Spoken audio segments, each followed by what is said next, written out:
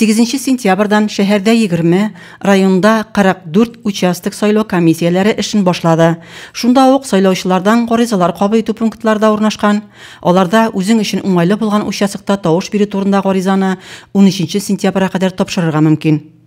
Һәр бер кеше 17, 18, 19 сентябрьдә килә алмаган кеше, кайбер кеше санаторийга китә, кайбер кеше ял итәргә китә.